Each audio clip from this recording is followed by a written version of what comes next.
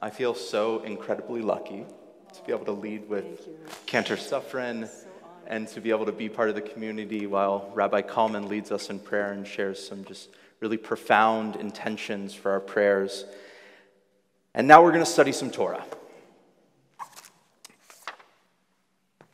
So in this week's Torah portion, called Shlach Lecha, it's a good one, right? It is profoundly significant. Why? Because it explains why our ancient Israelite ancestors were destined to wander in the wilderness for 40 years. In the wilderness of Paran, God commanded Moses, Shlach Lecha, send men to scout the land. Moses then orders 12 individuals, one from each tribe, to go ahead of the community to assess the state of the land which they're about to enter.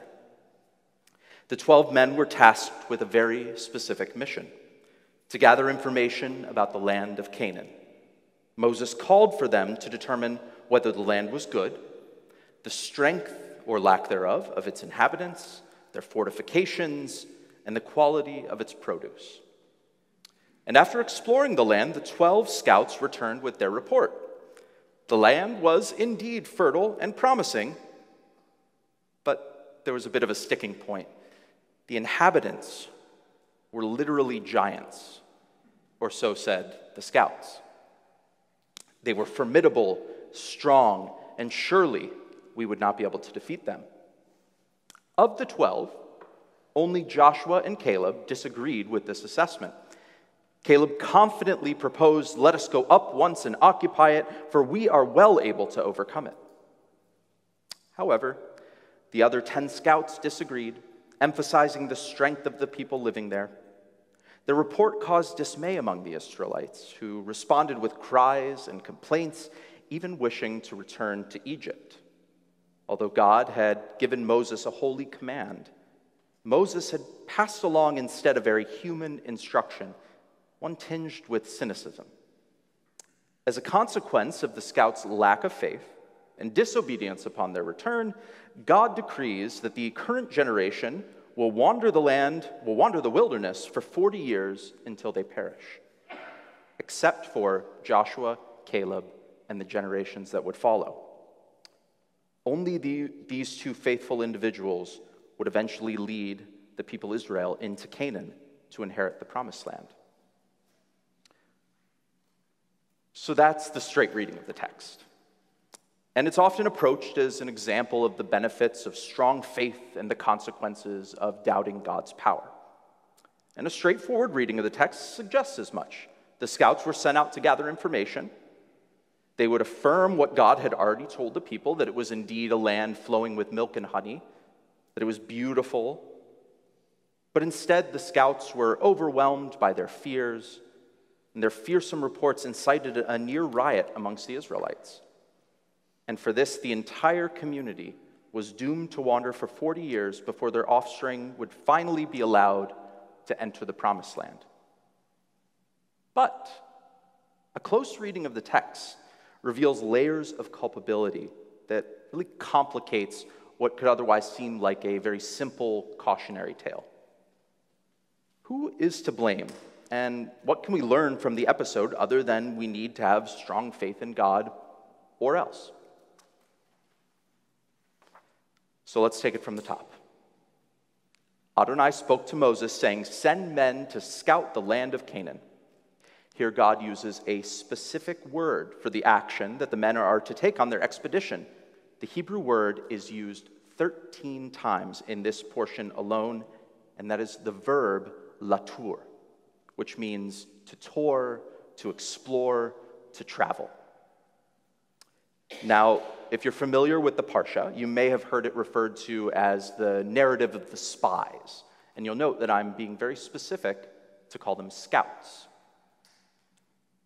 Translators often generalize, and I'm sure if you look in JPS, this will be the case. They generalize that latur, to travel, to explore, to tour, means to spy.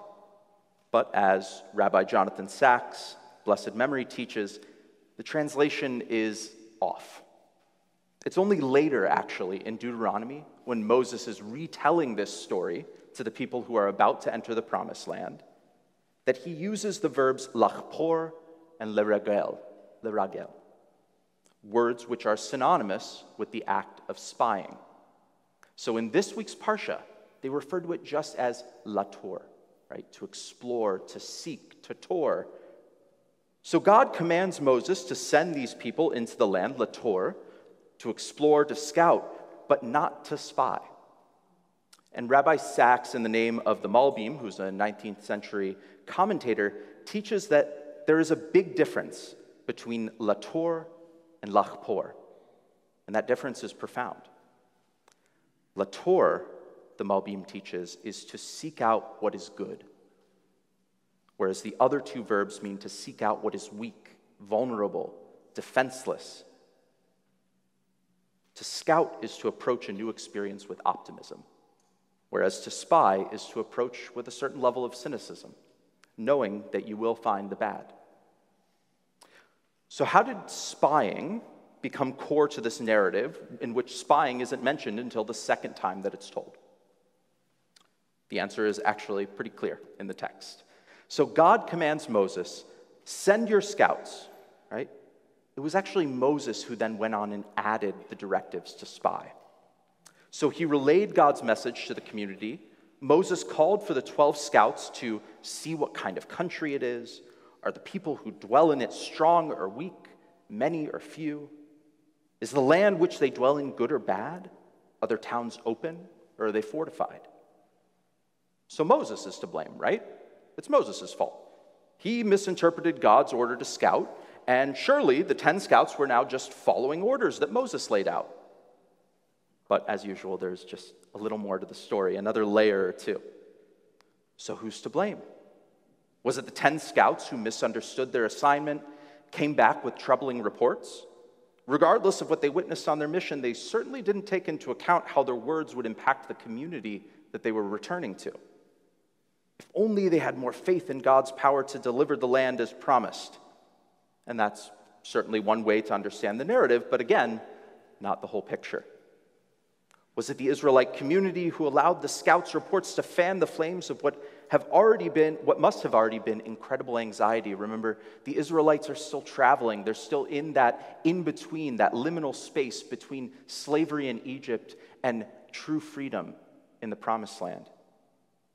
Or maybe it was Caleb and Joshua, actually, who are traditionally the heroes of this story. Maybe it's that they didn't question Moses' additional orders. Could be. But let's consider the positions that all the involved people were in. Moses, responsible for leading thousands, hundreds of thousands, as the Torah tells us, of Israelites into the Promised Land, was under an unimaginable amount of pressure. It would not be so far-fetched to read Moses' interpretation of God's orders as an expression of his own human anxiety. Sure, God had worked constant miracles in Egypt and along their journey, but who's to say that would always be the case? Moses was anxious. So why not ask the scouts that you were sending out to assess the strength and capabilities of the opposing forces? Why not, if to allay that anxiety just a little bit? I believe that a couple verses, actually spoken by the 10 scouts, are key to unlocking this parsha. The scouts reported to the community, quote, "We cannot attack, for they are stronger than us. We looked like grasshoppers to ourselves, and so we must have looked to them." We looked like grasshoppers to ourselves, and so we must have looked to them. The scouts approached their mission in fear. They saw themselves as weak and assumed that the forces of which they were opposed would look upon the Israelites and think the very same thing.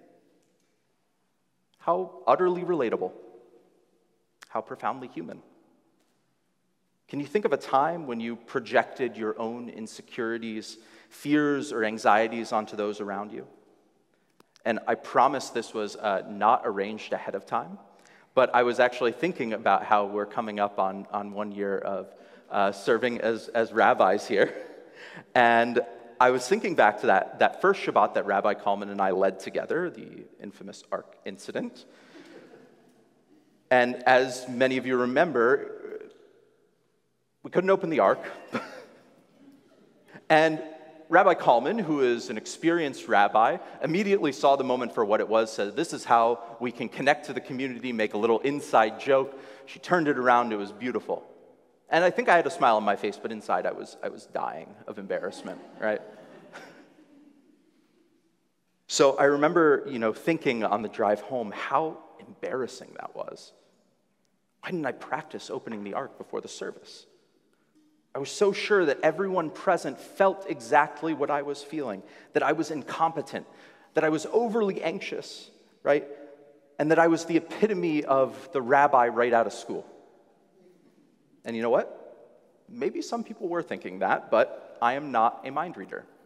And unless someone can tell me differently, I don't think anyone else is either. And yet, when the ark incident came up in the following weeks, I was really delighted to find out that people found the ark episode funny, charming, not necessarily embarrassing. And as far as I know, people didn't think of me as less of a rabbi or incompetent. I was projecting my own anxieties onto the congregation, assuming that because I felt one way, they felt it too. And actually, I was talking to Cantor Suffren as I came in, and Tess and I were driving to this service, and I was like, oh my gosh, I don't think this sermon is very good. They're going to think I don't care. And I caught myself, because I had just written a sermon about it. I was projecting again, right? It's not a perfect thing, right? We try, we fail, we try again. So when we look at ourselves as grasshoppers and automatically assume that others see us as such, we fall into a really dangerous trap, a trap that carried dire consequences for Moses and the Israelites to the tune of 40 years of wandering. So earlier, I asked you all to think about who was to blame for this 40 years of wandering. And I'm grateful for those of you who gave it some thought. But I hope you now see that the question may not be the right framework for understanding the Torah's teaching on this Shabbat. Blame is often what we rush to identify when things don't go our way. We seek to condemn an external source, someone or something to point a finger at, projecting our own self-criticism onto others. This parsha teaches us that seeking to place blame upon others can often be a fruitless endeavor. Perhaps the answer instead is to look within ourselves. Our own fears and anxieties may serve to cast a shadow over our understanding of the thoughts and feelings of others, leading us to assumptions that can result in unwanted consequences. So on this Shabbat, may we find the strength to look inward, to check our own projections, especially when our initial instinct is to cast blame on others. Shabbat Shalom, everyone.